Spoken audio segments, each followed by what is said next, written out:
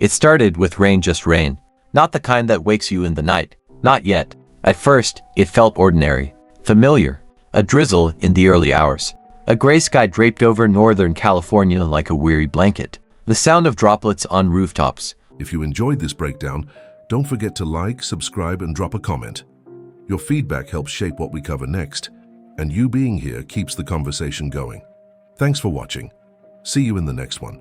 Decided, all at once, to let it go. And what came next wasn't just a storm. It was something else. A name spoken in low tones by meteorologists. A phenomenon that few understand until it's already here. An atmospheric river. A river in the sky, they call it. Not a metaphor. Not an exaggeration.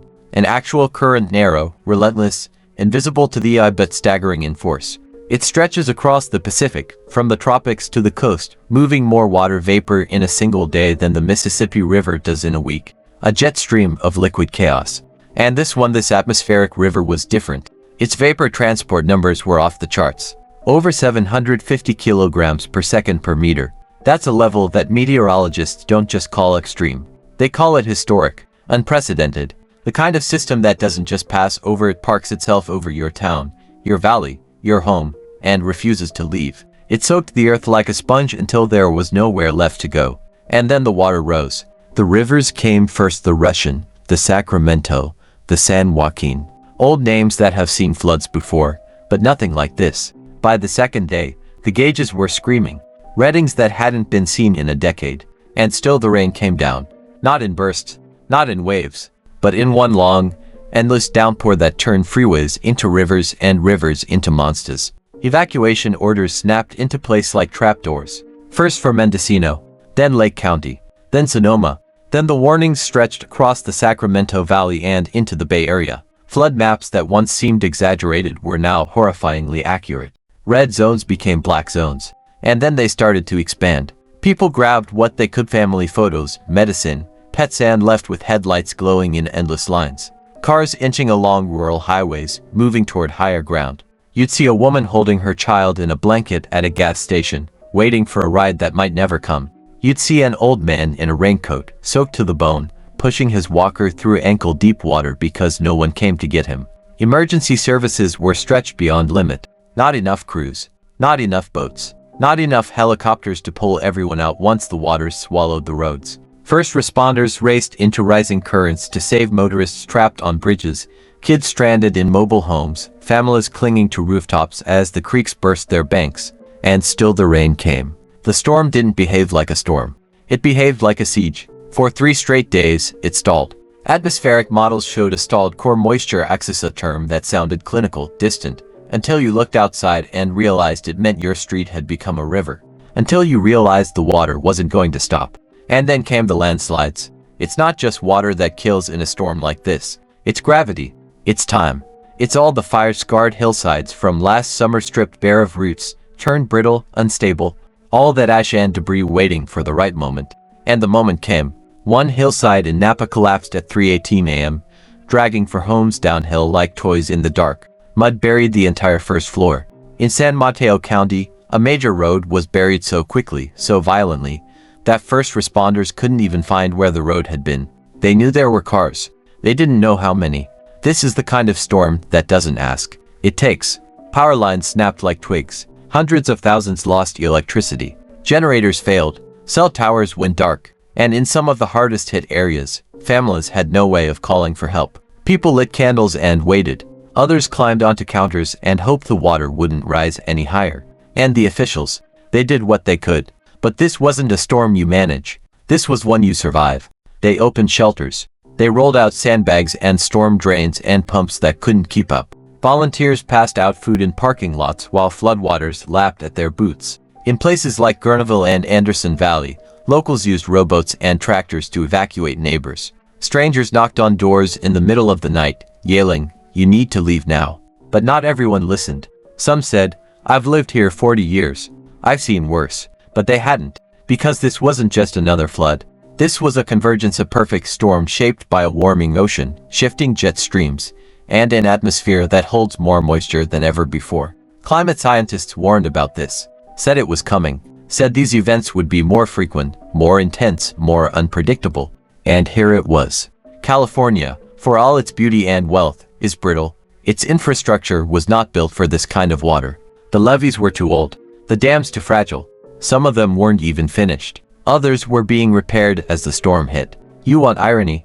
Picture a flood control crew, knee-deep in water, trying to reinforce a levee with sandbags while the river roars over it. You hear the word resilience tossed around a lot in these moments, but resilience only means something if you've been given the tools to fight back. And into many places, the tools weren't there.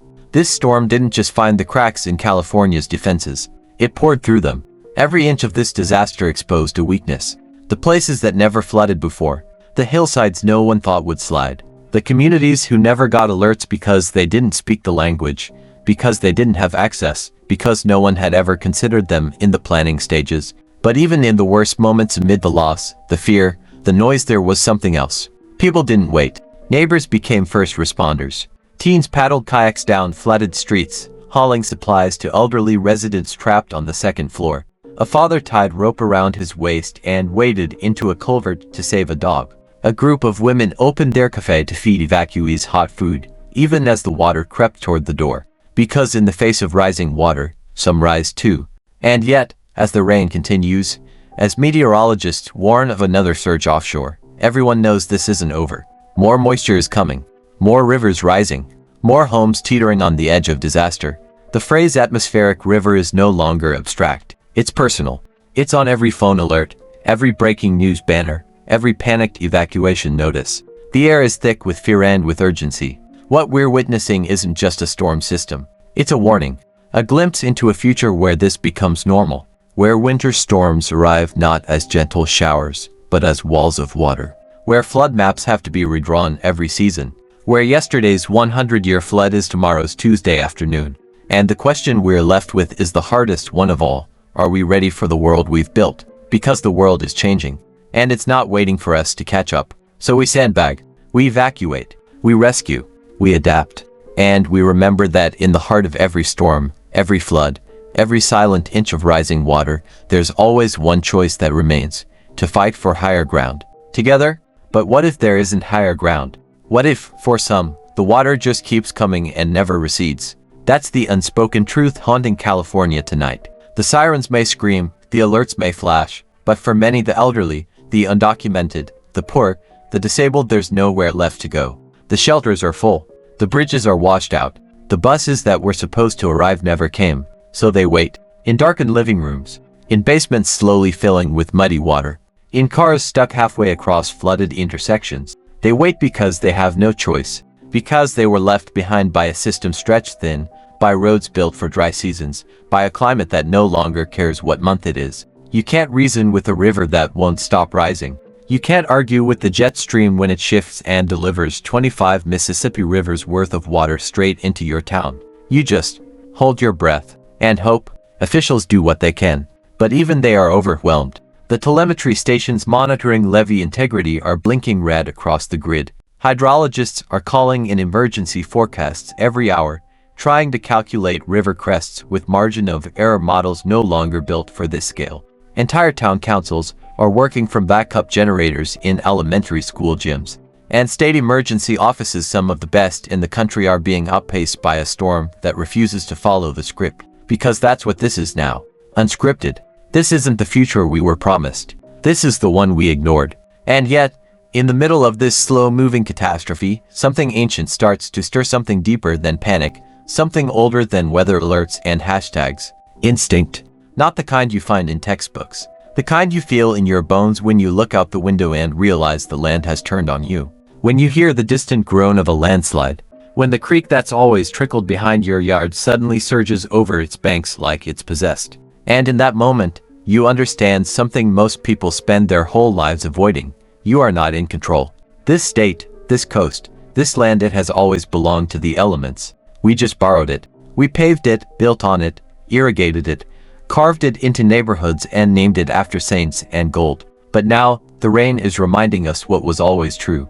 California doesn't bend to will. It bends to water. It doesn't matter how many highways you build, how many emergency sirens you test, or how many acres of vineyard you plant on floodplain soil.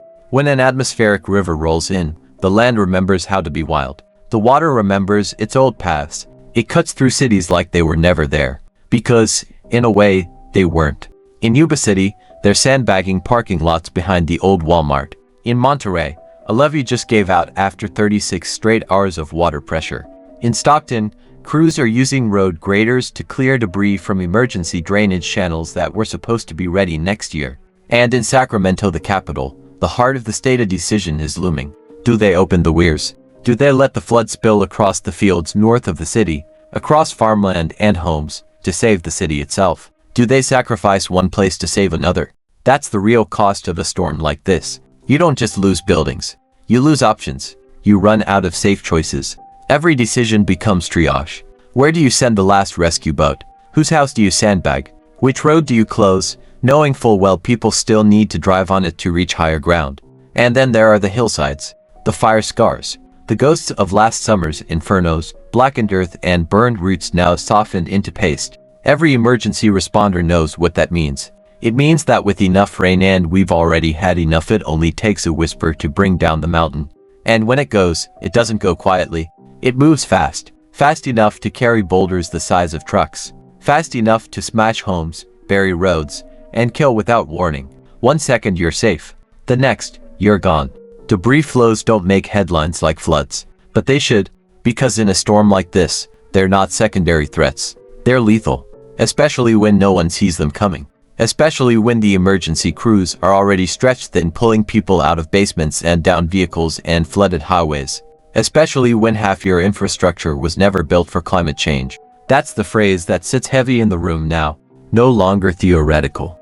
No longer a footnote in a climate report. Climate change is here. Not decades from now. Not in someone else's country. Now. Tonight. In your backyard. This is what it looks like. Not just heat waves and wildfires. But rain that doesn't stop. Rivers that don't behave. Levees that were designed for the 20th century failing in the 21st. We built our defenses around what we thought the weather could do. But the weather changed, and we didn't. Or didn't fast enough. Because adaptation is expensive. It's political. It's complicated. And so we delayed. We studied. We passed plans and shelved them. We argued over climate budgets while the clouds built offshore. Now the argument is over. Now the water's here. And in that water between the silence and the sirens you can hear the truth. That California has entered a new era. One where storms are no longer isolated. One where winter doesn't mean relief, but escalation. One where every drop of water must be measured against the land's ability to hold it, absorb it, or surrender to it. And as the rain continues to fall inch after inch, hour after hour, you realize that survival isn't just about sandbags and evacuation zones. It's about mindset. It's about accepting that the age of moderation is over. It's about planning for chaos, building for uncertainty, and treating weather not as background but as a direct actor in our lives. It's about no longer saying, that's never happened before, and instead saying, it's happening now, and we're ready. Because we have to be.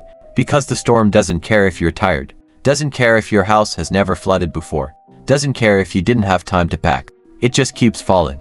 And as the next plume builds offshore, as meteorologists track the next stretch of tropical moisture preparing to hit the coast, the question becomes sharper, colder, heavier. What will we do next time? Because next time isn't in a year. It might be next week. The atmospheric river isn't done. And neither are we. You wake up to the sound of helicopters thudding low across the sky. Not traffic. Not birdsong. Not the comforting silence of morning. Just rotors chopping through soaked air. Another sign that California is still in survival mode. And outside your window, the water hasn't gone down. If anything, it's worse. The front yard is a pond. The street is a river. And that neighbor who swore he'd never evacuate, his truck is gone. So is he. That's the part people don't understand until they live it. Floods don't roar in like movies. They creep. They rise quietly, steadily, like a stranger knocking on every door, daring you to wait 1 minute too long. By the time you see it coming, it's already too late. And the rain god, the rain just won't stop. You check your phone again. Another flash flood warning. Another shelter at capacity. Another advisory saying the next atmospheric plume is 300 miles offshore, tracking east. More water. More wind. More risk. You see it on people's faces. In the parking lots turned into staging areas. In the volunteers hauling blankets and bottled water out of the back of pickup trucks. The weariness, the disbelief, the silent calculations behind every stare. Do I stay? Do I go? Is it really going to get worse? And the truth is, no one knows. That's what makes this storm different. It's not just the volume, it's the uncertainty, the unpredictability, the way models break down when the land is already saturated and the rivers are already full. It's the domino effect, the piling up of crises. Not one disaster, but 5, stacked on top of each other. Flood, mudslide, blackout, evacuation, isolation, and through it all, the rain. They used to call California's climate Mediterranean, mild winters, dry summers, predictable cycles. Not anymore. Now you live in a place where the winter sky can unload a year's worth of water in a week, where wildfire ash clogs drainage systems, where a road you drove yesterday is now a sinkhole, where the only thing certain is the sound of the emergency alert tone buzzing in your pocket. It's easy to feel powerless in moments like this. Easy to believe we're at the mercy of something too big, too wild, too unstoppable. And in some ways, we are. But the truth is, resilience isn't built during the storm. It's built before it. It's built in levees maintained instead of deferred, in flood zones cleared instead of ignored, in warnings issued in every language, to every community. It's built in schools turned into shelters, in volunteers who don't wait for the call, in neighbors who knock on doors, who check on the elderly, who lift others into the back of a truck and drive because someone has to. The atmospheric river will pass, the water will drain, but what we do in its wake will decide everything. And when the skies finally break, when the last curtain of rain falls and the clouds begin to lift, it won't feel like relief. Not right away, because what's left behind isn't just soaked earth and swollen rivers. It's homes gutted, roads gone, entire communities unrecognizable, and something else, something harder to measure, the silence. The kind of silence that settles over neighborhoods after the damage has been done, after the shouting and sirens and chaos, after the rush of sandbags and evacuations. After the helicopters leave and the cameras pack up, that's when the real work begins. You step outside and everything smells like mud and mold. The ground squelches beneath your boots. Cars are still half submerged in the street. Fences are down. Trees uprooted. Everything coated in a layer of silt, like the storm wanted to leave its fingerprint behind. Thanks so much for watching. If you made it all the way to the end, you're officially part of the small percentage of people who don't just click away, and that means a lot. Before you go, I'd love to hear from you. Drop a comment below and tell me your thoughts, your ideas, or even what you'd like to see next. I read every single one of them, and your feedback genuinely shapes the direction of this channel. If you enjoyed the video, tap that like button. It tells YouTube this content is worth sharing. And if you haven't already, hit subscribe and turn on notifications so you don't miss the next upload. We've got more exciting videos coming, and trust me, you'll want to be here for them. This channel is just getting started, and your support helps it grow faster than you realize. Thank you again for spending a part of your day here with me. Stay curious, stay motivated, and as always, take care of yourself. Until next time, I'll see you in the next video.